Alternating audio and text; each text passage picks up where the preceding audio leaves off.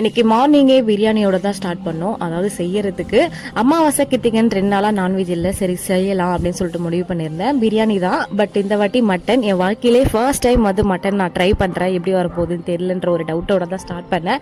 But செம்மையாகவே வந்திருந்தது.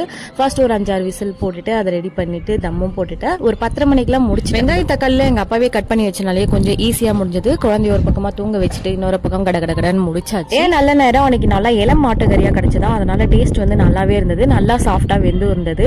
என்ன இந்த பிரியாணி மிக்ஸ் பண்றேன்னு சொல்லிட்டு இந்த கரண்டி தான் கொஞ்சம் வளைச்சி விட்டுட்டேன். அவ்வளோ வீக் அந்த கரண்டியா, அவ்வளோ ஸ்ட்ராங் என் பிரியாணியான்னு தெரியல.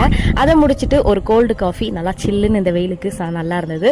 அதையும் குடிச்சு முடிச்சுட்டு ஆஃப்டர்நூன் வந்து லஞ்சுக்கு வந்து சாப்பிட ஆரம்பிச்சாச்சு. அப்புறம் இந்த பேக்ரவுண்ட்ல லைட்டா காத்தடிக்கிற சவுண்டு கேட்கும், அதை கொஞ்சம் இக்னோர் பண்ணிக்கோங்க. பேச இடம் இல்லாதனால மொட்டை மாடியில வந்து பேசிட்டு இருக்கேன். ஈவினிங் அப்படியே காளான் போண்டாவோட ஃபினிஷ் பண்ணி இந்த வீடியோ இதோட முடியுது. இந்த வீடியோ நேரம் பார்த்ததுக்கு நன்றி. டாடா.